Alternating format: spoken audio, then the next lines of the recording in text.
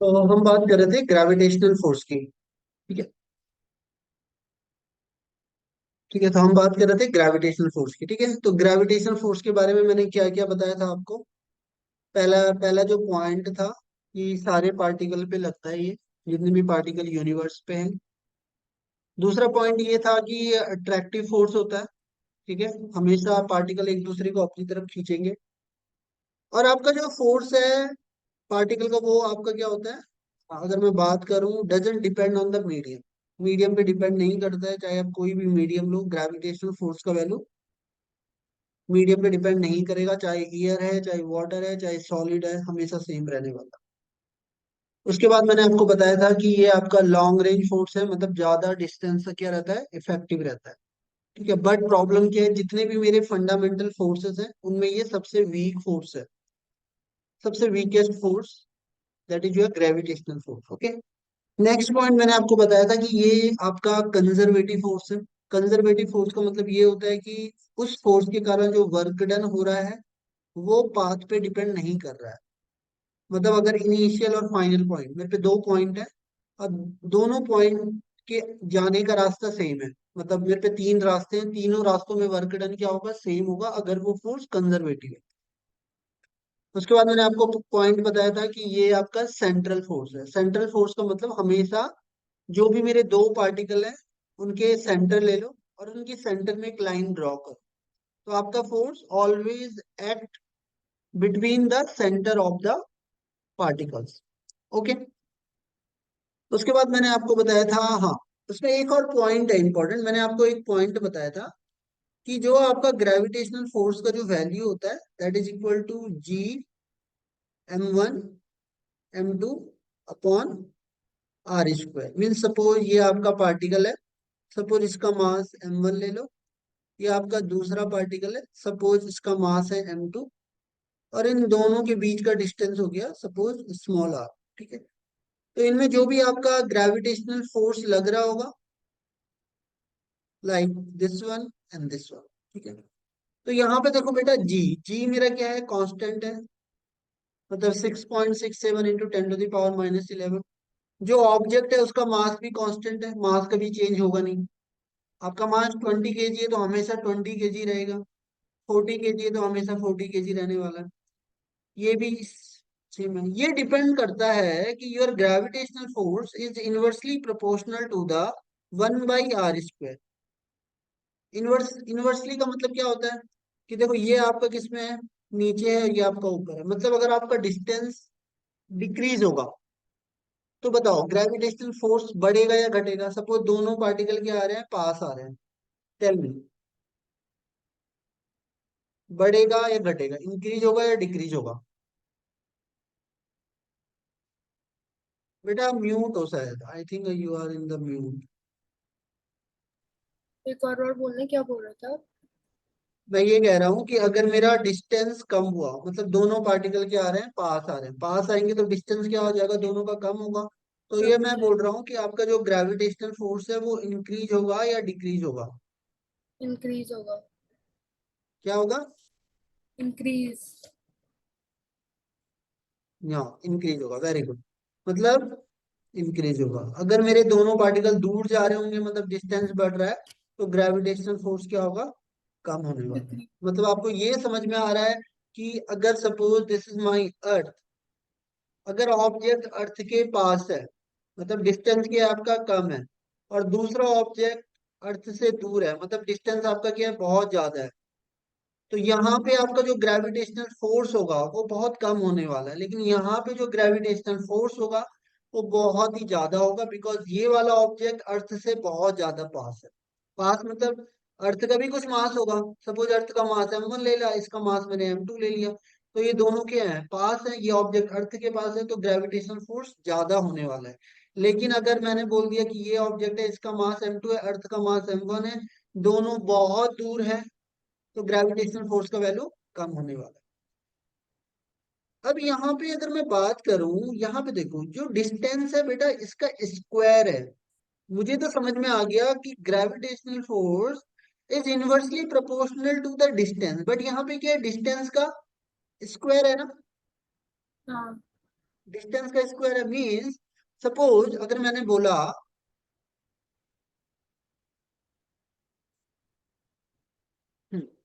Suppose मैंने बोला कि भाई इनिशियल मेरा डिस्टेंस मैंने बोल दिया, चलो आर ले लिया, मेरा इनिशियल डिस्टेंस था R1। Now after that the distance is increase by 3 times. आपका डिस्टेंस कितना टाइम्स बढ़ा दिया मैंने? 3 टाइम्स मैंने बढ़ा दिया है। तो अब मुझे बताओ कि आपका जो ग्रेविटेशनल फोर्स है कितने टाइम्स, मेरी बात समझ रहे हो? हाँ, आप 9 टाइम। पहले इनिशियल डिस्टेंस था आपका R, अब आप डिस्टेंस को बढ़ा रहे हो मतलब दोनों क्या जा रहे हैं, दूर जा रहे हैं, डिस्टेंस बढ़ रहा है ना। हाँ, तो अब मुझे बताओ, मुझे पता है कि डिस्टेंस बढ़ेगा तो ग्रेविटेशनल फोर्स घटने वाला है, बट कितना हाँ, टाइम्स घटेगा वो आपको मुझे बताना है। अच्छा। मेरी बात समझ रहे हो?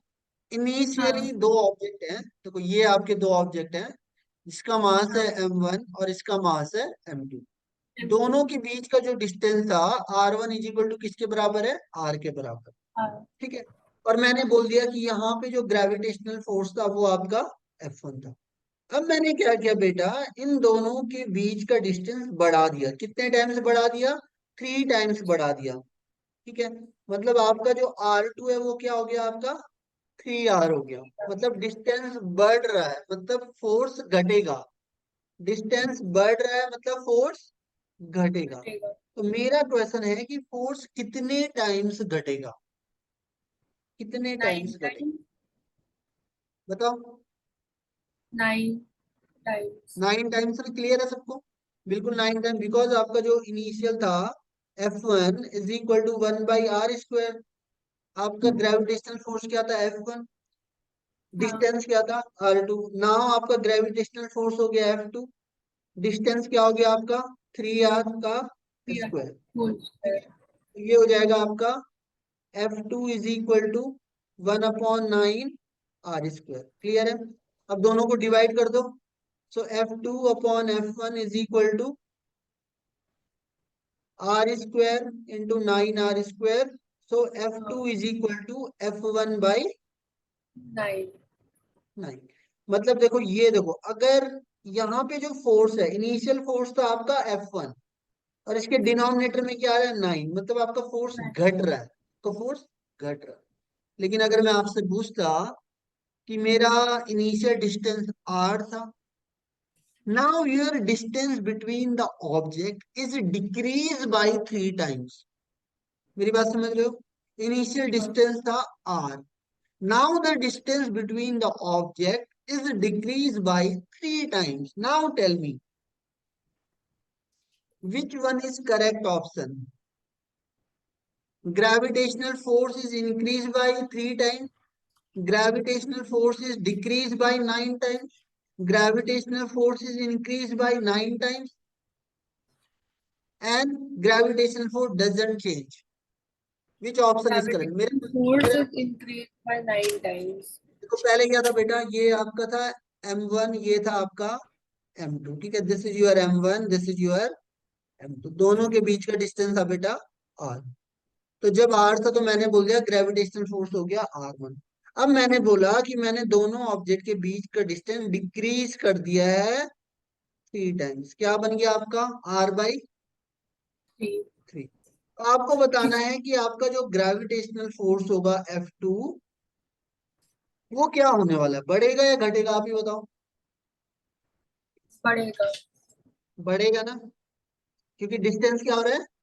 कम हो रहा है। कम हो डिस्टेंस रहा कम हो रहा है मतलब ऑब्जेक्ट एक दूसरे के पास आ रहे हैं, ग्रेविटेशनल फोर्स बढ़ेगा।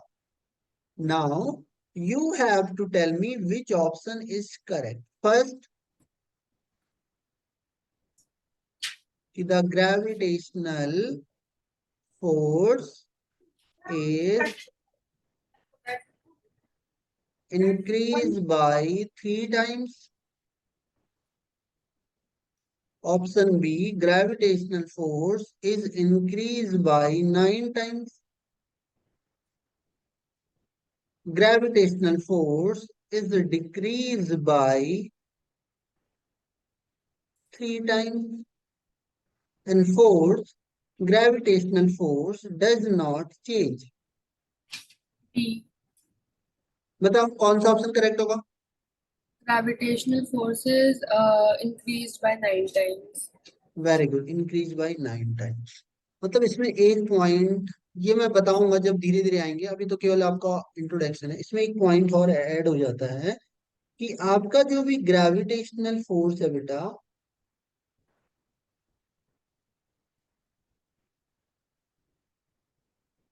The gravitational force follow the inverse square law.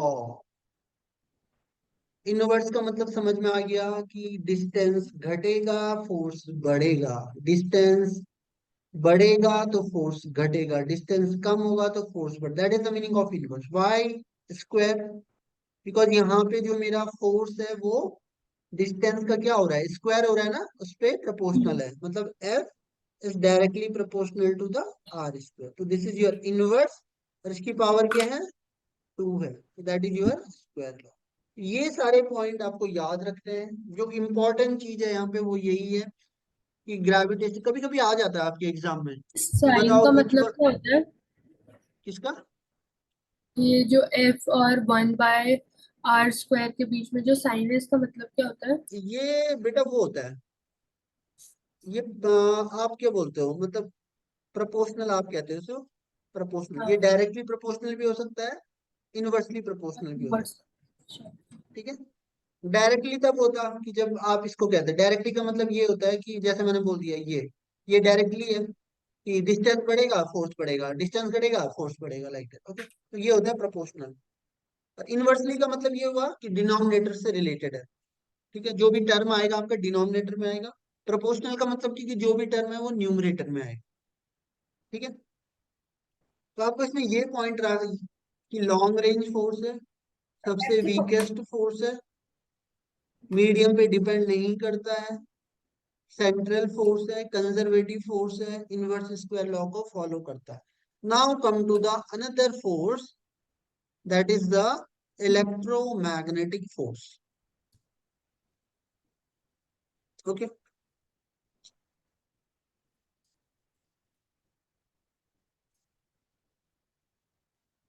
अभी आपका चैप्टर स्टार्ट नहीं हुआ है क्योंकि अभी ये इंट्रोडक्शन है। कभी कभी इंट्रोडक्शन से कभी ये क्वेश्चन आ जाते हैं कि match the following, which one is correct और इनकरेक्ट, लाइक दिस। तो ये आपको पढ़ाया नहीं होगा डेफिनेटली। तो ये जो भी लोग हैं कोचिंग वाले, ये बेसिकली 11th में स्टार्ट करते हैं। मैं इसलिए कर रहा हूँ कि आपकी जो फिजिक्स है वो 10th तक खत्म हो जाए, तब आपके दो ही सब्जेक्ट बचते हैं, ये वाला। और जो आपका कोचिंग में चल रहा है, जो स्कूल में चल रहा है, उसको पढ़ते रहो। ठीक है, उससे कोई डाउट हो तो मुझे पूछ सकते हो आप। ठीक है, कोई दिक्कत नहीं है। देखो इलेक्ट्रोमैग्नेटिक का मतलब क्या है? इलेक्ट्रो का मतलब होता है बेटा, इसमें दो टाइप के फोर्स हैं। एक है आपका इलेक्ट्रिक फोर्स। ठीक है। इलेक्ट्रिक फोर्स कब एक्सपीरियंस होता है? जब आपके पास चार्जेस हो, पॉजिटिव चार्ज, नेगेटिव चार्ज। ठीक है। तो जो फोर्स एक्सपीरियंस करते हैं चार्जेस, लाइक जैसे मैंने बोला कि भाई ये आपके सेम चार्जेस हैं, एक पॉजिटिव चार्ज है और एक नेगेटिव चार्ज है। दोनों क्या है, अपोजिट चार्ज है। ठीक है। अपोजिट चार्ज को हम बोलते हैं बेटा अनलाइक चार्ज। अपोजिट मतलब अनलाइक, एक पॉजिटिव है तो दूसरा नेगेटिव है, इनको हम बोलते हैं अपोजिट चार्जेस। Opposite charge. तो अपोजिट चार्ज हमेशा बेटा एक दूसरे को बताओ, अपने पास बुलाएंगे या दूर भगाएंगे? रिपेल। बताओ। रिपेल करेंगे। नहीं बेटा, लाइक से अपोजिट लाइक। चार्ज, लाइक नहीं, अनलाइक बोल रहा हूँ मैं, अनलाइक चार्ज। हाँ, अपोजिट उसको चार्जेस अट्रैक्ट करेंगे। हमेशा अट्रैक्ट करेंगे, मतलब एक दूसरे को अपनी तरफ खींचने की कोशिश करेंगे। मतलब जैसे अगर मैंने बोला, देखो फोर्सेस कौन लगाता है? कोई भी पार्टिकल है, हमेशा याद रखना, किसी भी पार्टिकल पे अगर फोर्स लगा रहा है तो कौन लगाएगा? दूसरा वाला पार्टिकल। पहला वाला तो फोर्स नहीं लगा सकता ना, पहला वाला दूसरे पे लगाएगा, दूसरा वाला पहले पे लगाएगा। तो यहाँ पे मेरे दो ही चार्ज हैं, पॉजिटिव चार्ज, तो इस पे कौन फोर्स लगा रहा होगा? नेगेटिव वाला। ठीक है। तो ये नेगेटिव वाला इस प्लस पे कहाँ फोर्स लगा रहा होगा, अपनी तरफ खींच रहा होगा इसको। ठीक है, तो देखो इसका डायरेक्शन देखो, इसका डायरेक्शन किधर है, नेगेटिव चार्जेस की तरफ। मतलब इसका मतलब क्या है कि नेगेटिव चार्ज पॉजिटिव चार्ज को अपनी तरफ खींच रहा है। ठीक है, तो ये फोर्स का डायरेक्शन है पॉजिटिव चार्ज। अब चलते हैं नेगेटिव चार्ज पे। तो नेगेटिव चार्ज पे कौन फोर्स लगा रहा होगा, पॉजिटिव चार्ज। और पॉजिटिव चार्ज उस अपनी तरफ खींच रहा होगा, तो इसका डायरेक्शन किधर होगा, टूवर्ड्स द पॉजिटिव चार्ज। ठीक है, तो ये एक दूसरे को क्या करते हैं, अट्रैक्ट करेंगे। इनको हम बोलते हैं अनलाइक चार्जेस। ठीक है, एक होते हैं मेरे लाइक चार्जेस। लाइक का मतलब सेम चार्जेस, मतलब या तो पॉजिटिव हो या नेगेटिव हो, दोनों का चार्ज क्या सेम है ना। अगर मैं पॉजिटिव, दो देखो, फोर्स तो दो पार्टिकल पे ही लगने वाला है। जैसे यहाँ पे देखो, दोनों का चार्ज क्या सेम है, पॉजिटिव पॉजिटिव। यहाँ पे भी देखो दोनों का चार्ज क्या है, सेम है। तो ये आपके बन गए बेटा लाइक चार्जेस। लाइक का मतलब जिनके चार्जेस सेम है। तो अगर लाइक चार्जेस हैं तो कौन सा फोर्स लगेगा, दूसरे को दूर भगाएंगे या पास लाएंगे। रिपेल करेंगे। वेरी गुड, रिपल करेंगे। अब यहाँ पे देखो, सपोज ये मेरा पार्टिकल वन है, ये मेरा पार्टिकल टू। देखो मैं कैसे लिखता हूँ इसको। इस पार्टिकल वन पे, इस पॉजिटिव चार्ज पे कौन फोर्स लगा रहा होगा, दूसरा वाला। ठीक है, तो ये इसको अपनी तरफ बुलाएगा या दूर भगाएगा, दूर भगाएगा ना। तो डायरेक्शन तो ये हो नहीं सकता, डायरेक्शन मतलब अवे फ्रॉम द चार्ज, ये वाला डायरेक्शन। तो क्या लिख रहा हूं मैं, देखो द फोर्स किसके कारण, दूसरे के कारण, किस पे लग रहा है, पहले वाले। क्लियर है, पहले। ऐसे लिखते हैं हम कोई भी चीज है। जैसे यहाँ पे था देखो, ये आपका प्लस था और ये आपका सेकंड चार्ज है। तो ये वाला देखो, इस पे कौन फोर्स लगा रहा है, दूसरा वाला। किस पे लग रहा है, पहले वाले चार्ज पे। क्लियर है, यहाँ पे देखो, ये आपका दूसरा चार्ज है, इस पे कौन फोर्स लगा रहा है बेटा, पहला वाला। किस पे लग रहा है ये, दूसरे वाले। तो ऐसे हम फोर्सेस ये को लिखते हैं। जैसे मैंने बोला कौन लगा रहा है, उसको हम लिखते हैं दूसरी, उसको वो हम लिखते हैं दूसरा वाला। ठीक है, किस पे लग रहा है, पहले वाले पे। तो जिस पे फोर्स लगता है उसको हम सबसे पहले लिखते हैं, जो लगा रहा है उसको हम बाद में लिखते हैं। क्लियर है, ठीक है। तो जैसे दूसरे पे आओ, यहाँ पे देखो, ये आपका दूसरा चार्ज है, इस पे कौन फोर्स लगा रहा होगा बेटा, पहला वाला लगा रहा होगा। ठीक है, तो पहला वाला दूसरे पे फोर्स लगा रहा है। ठीक है, इसका डायरेक्शन क्या होगा फोर्स का, अवे फ्रॉम द चार्ज, मतलब ये वाला। तो देखो कैसे लिख रहा हूँ, फोर्स किसके कारण, टू पे किसके कारण, वन के कारण। कौन लगा रहा है, सॉरी क्या कह रहा हूँ, टू पे कौन फोर्स लगा रहा है, वन। किस पे लग रहा है, टू पे। तो F2, तो देख सकते हो आप दोनों एक दूसरे से दूर भाग रहे हैं। नेगेटिव नेगेटिव देखो सेम चार्ज है ये भी, तो मतलब ये भी एक दूसरे को क्या करेंगे, रिपल करने वाला है। तो इनका डायरेक्शन भी क्या होगा, कुछ ऐसा होने वाला है। ठीक है? अब मैं आपसे ये पूछता हूँ बेटा, चार्ज आया कहाँ से।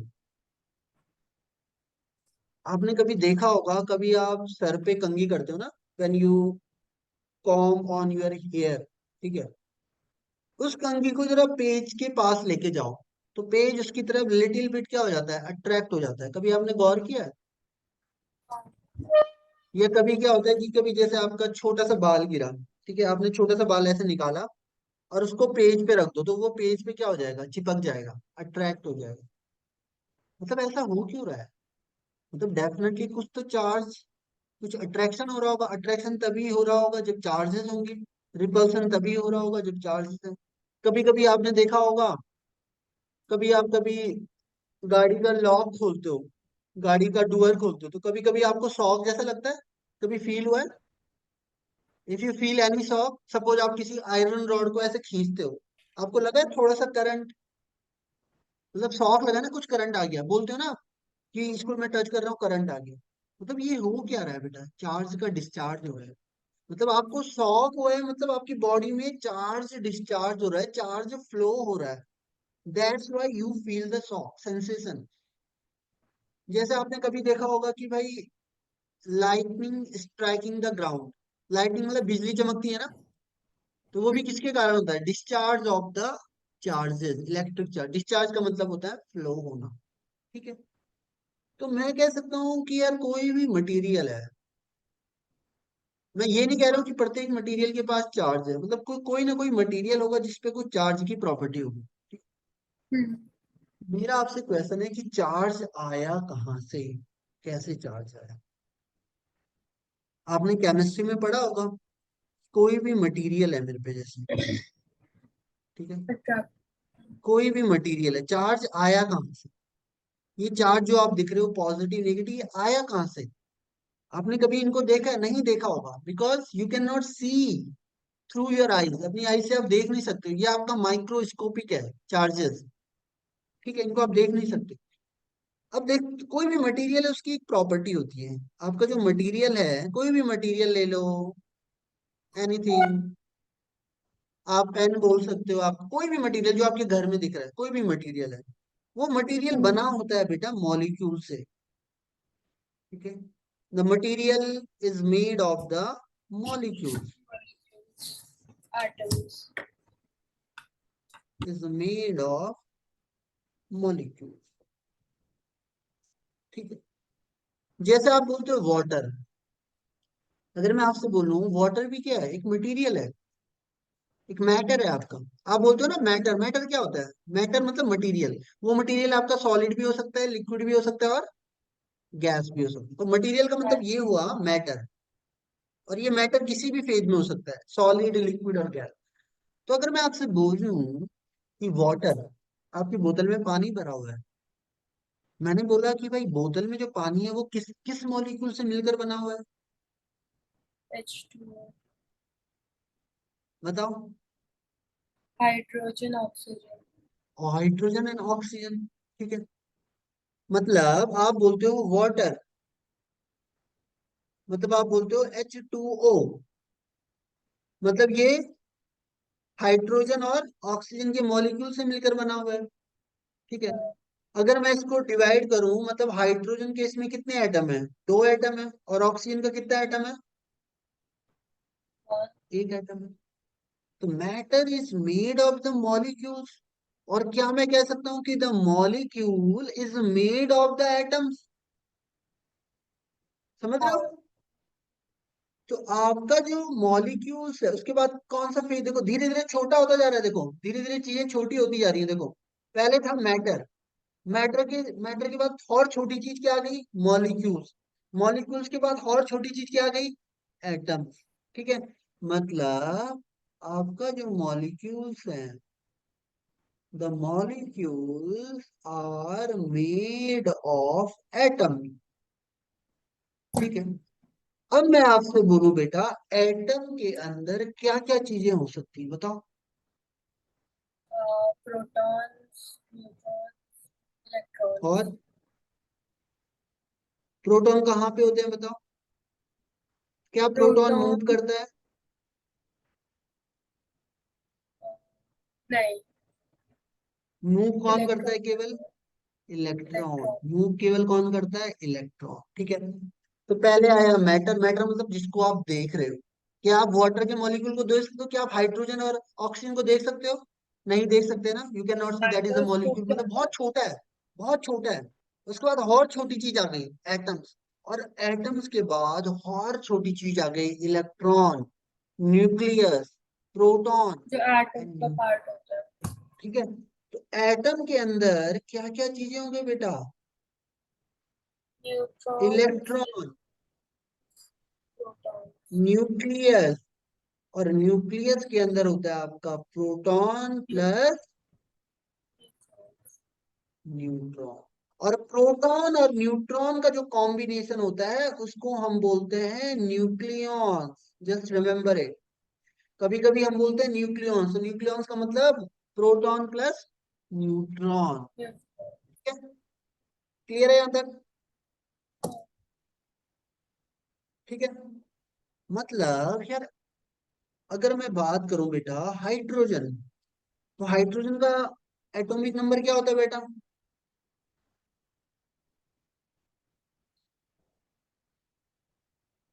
हाइड्रोजन का एटॉमिक नंबर क्या होता है? चलो हीलियम बोलते हैं, चलो हाइड्रोजन, हीलियम लिख रहा हूं मैं हाइड्रोजन, तो हीलियम को हम कैसे लिखते हैं, टू, यही होता है ना आपका। अभी नहीं पता। पहले क्या होता है देखो, एटॉमिक नंबर, हाइड्रोजन का क्या होता है, वन, वन होता है ना एटॉमिक नंबर। फिर उसके बाद आता है आपका हीलियम, तो इसको हम ऐसे लिखते हैं, atomic number two, to helium four. तो जो atomic atomic number, atomic number number मुझे क्या वैलेंसी बताता होती है, है एटॉमिक, क्या उसकी। बोल रहे हो, वैलेंसी होती है इसकी। वैलेंसी नहीं बेटा, ये वो है ना, एटॉमिक नंबर होता है ना, जैसे आप ऑक्सीजन का एटॉमिक अच्छा नंबर कितना हाँ, होता है देखो। नंबर ऑफ इलेक्ट्रॉन्स मतलब जो इसे चाहिए होंगे ऑक्टेट करने के लिए। देखो एटॉमिक नंबर का मतलब होता है कि उसमें कितने प्रोटॉन है या कितने इलेक्ट्रॉन है। ठीक है, जैसे मैंने अच्छा। बोला हाइड्रोजन का एटॉमिक नंबर कितना होता है, एक। एक। ठीक है, तो उसमें कितने प्रोटॉन है, एक। एक जितने प्रोटॉन होते हैं बेटा उतने ही इलेक्ट्रॉन होते हैं, हमेशा याद रखना, जितने प्रोटॉन उतने ही इलेक्ट्रॉन। न्यूट्रॉन। मतलब अगर हाइड्रोजन के पास एक प्रोटॉन है तो एक न्यूट्रॉन भी होगा, जितने एक प्रो सॉरी प्रोटॉन्स एक, होंगे उतने इलेक्ट्रॉन्स होंगे। क्या कह रहे हो, जितने प्रोटॉन्स होंगे, number of protons is equals to number of electrons या नंबर ऑफ नहीं नहीं, प्रोटॉन्स। नंबर ऑफ प्रोटॉन नहीं, number of proton is equal to number of electron. अच्छा। ठीक है, हाँ अब देखो यहाँ पे, ये मैंने एक मॉलिक्यूल लिया, ये मैंने एक मॉलिक्यूल लिया, अगर मैं आपसे बोलूं, अच्छा अच्छा, बेटा ये मीटिंग खत्म होने वाली है ना, इसमें एक 10 मिनट में खत्म हो जाएगी, बिकॉज इसमें ज्यादा हम ले नहीं सकते ना जूम पे। कितना हो रहा है अभी हाँ। टाइम, तो आई विल टेक 5 मिनट, उसके बाद मैं वाइंड अप कर रहा हूँ, ठीक है, हाँ। बिकॉज ये ऑटोमेटिकली खत्म हो जाएगी ना। देखो जैसे मैंने, अगर ये है आपका, देखो एटॉमिक नंबर को हमेशा बेटा कहाँ लिखते हैं, नीचे की तरफ। तो ये क्या हो गया अच्छा। आपका एटॉमिक नंबर, ये हो गया आपका एटॉमिक नंबर। तो एटॉमिक नंबर मुझे ये बताता है नंबर ऑफ प्रोटॉन, और नंबर ऑफ प्रोटॉन होता है बेटा नंबर ऑफ इलेक्ट्रॉन के बराबर। ठीक है, अब देखो, हाँ। ये है मेरा हीलियम का न्यूक्लियस। ठीक है, हीलियम का न्यूक्लियस, न्यूक्लियस में क्या होता है, पॉजिटिव चार्ज होता है ना। तो देखो हम्म। इसमें कितने प्रोटॉन होंगे, दो प्रोटॉन, इसमें कितने प्रोटॉन होंगे, तो दो। प्रोटॉन। प्रोटॉन कहाँ होता है, न्यूक्लियस के अंदर। न्यूक्लियस अंदर। के अंदर क्या होता है, प्रोटॉन और न्यूट्रॉन। ठीक है, इलेक्ट्रॉन। अच्छा। हाँ। प्रोटॉन और अब अच्छा हाँ, इलेक्ट्रॉन इलेक्ट्रॉन क्या, से बाहर। हाँ, इलेक्ट्रॉन क्या करता है बेटा, न्यूक्लियस के चारों तरफ रिवॉल्व करता है। उसी के कारण आप बोलते हो कि भाई चार्ज फ्लो हो रहा है, तो बेसिकली कौन मूव करता है, इलेक्ट्रॉन, प्रोटॉन कभी मूव नहीं करता। इलेक्ट्रॉन के फ्लो होने के कारण ही करंट फ्लो होता है। तो कितने तो इलेक्ट्रॉन होंगे इसमें यहाँ पे जी आपके, इलेक्ट्रॉन भी दो हैं। हाँ वेरी गुड, इलेक्ट्रॉन भी दो होंगे, वेरी गुड। अब देखो नंबर ऑफ प्रोटॉन आप कैसे निकालोगे, तो number of proton is equal to, देखो ये जो ऊपर वाला पार्ट नंबर होता है ऑफ। ना, इसको हम बोलते हैं बेटा मास नंबर, इसको हम बोलते हैं मास नंबर। ठीक है, और इसको हम बोलते हैं एटॉमिक नंबर। तो नंबर ऑफ न्यूट्रॉन आपको निकालना है ना, तो number of neutron is equal to mass number minus atomic number. ठीक है, मास नंबर कितना है बेटा, देखो सबसे ऊपर की तरफ फोर, एटॉमिक नंबर कितना है बेटा, टू। तो नंबर ऑफ प्रोटॉन कितने, न्यूट्रॉन कितने हो गए, टू। तो न्यूट्रॉन कितने हो गए इसमें, दो न्यूट्रॉन। क्लियर है, ठीक है, तो ऐसे याद रखो, देखो एटॉमिक नंबर जैसे टू है, तो मास नंबर क्या होगा, टू टाइम्स ज्यादा होता है, maximum time two times, approximately two times ज्यादा होता है। जैसे देखो, अगर मैं आपको बोलूं ऑक्सीजन का एटॉमिक नंबर कितना होता है बताओ, ऑक्सीजन का एटॉमिक नंबर होता है 8। ठीक है, तो इसका दुगना हो जाएगा 16, क्या हो जाएगा आपका मास नंबर। एटॉमिक नंबर पता कैसे चलता है? वही मैं कह रहा हूँ, मास नंबर क्या होता है, एटॉमिक नंबर याद रखो, वो रखना पड़ेगा आपको याद, जब धीरे धीरे केमिस्ट्री होगी, अभी तो केवल सिंपल है आपका। जैसे क्लोरीन का एटॉमिक नंबर होता है बेटा 17। ठीक है, अच्छा। तो इसका अप्रोक्सीमेट जो होता है 35 के अराउंड होता है। ठीक है, अप्रोक्सीमेट, ठीक है। तो ये हम्म। जैसे आप बोलते हो नाइट्रोजन, तो नाइट्रोजन का एटॉमिक नंबर होता है बेटा 70, तो इसका टू टाइम्स हो गया आपका 40। तो एटॉमिक नंबर मुझे क्या बताएगा, प्रोटॉन, नंबर ऑफ प्रोटॉन या नंबर ऑफ इलेक्ट्रॉन, और न्यूट्रॉन क्या बताएगा, दिस। अब देखो यहाँ पे इलेक्ट्रॉन का चार्ज होता है बेटा नेगेटिव, इलेक्ट्रॉन का चार्ज क्या होता है, नेगेटिव। नेगेटिव। प्रोटॉन का चार्ज क्या होता है, पॉजिटिव। पर न्यूट्रॉन का कोई चार्ज, न्यूट्रॉन का मतलब होता है इट इज न्यूट्रल, मतलब इसमें कोई भी चार्ज नहीं है, मास है बट चार्ज नहीं है, न्यूट्रल है। न्यूट्रल का मतलब कोई भी चार्ज नहीं है, मतलब चार्ज क्या है इसमें, जीरो है। न्यूट्रॉन का मतलब न्यूट्रल, मतलब चार्ज क्या है, जीरो। तो प्रोटॉन का चार्ज क्या है, पॉजिटिव, इलेक्ट्रॉन का चार्ज क्या है, नेगेटिव। अब देखो पॉजिटिव नेगेटिव मतलब एक दूसरे को क्या करने वाले हैं, अट्रैक्ट करेंगे ना। प्रोटॉन प्रोटॉन, देखो प्रोटॉन प्रोटॉन दोनों का चार्ज क्या है बेटा, पॉजिटिव, इसका भी चार्ज क्या है, तो क्या करेंगे, रिपल करेंगे। मतलब चार्ज कहाँ से आया, कोई भी मटेरियल मॉलिक्यूल से बना है, कोई भी मॉलिक्यूल एटम से बना है, और एटम के अंदर जो पार्टिकल्स होते हैं वो मुझे चार्ज देने वाले हैं, इलेक्ट्रॉन नेगेटिव, प्रोटॉन पॉजिटिव। ठीक है, तो आई थिंक चलते हैं बेटा। ओके, तो यहाँ तक क्लियर है आपको।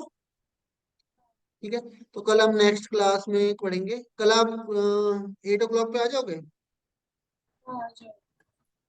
चलो ठीक है, अभी जितना पढ़ा है, चलो कल मिलते हैं, ठीक है। Okay bye.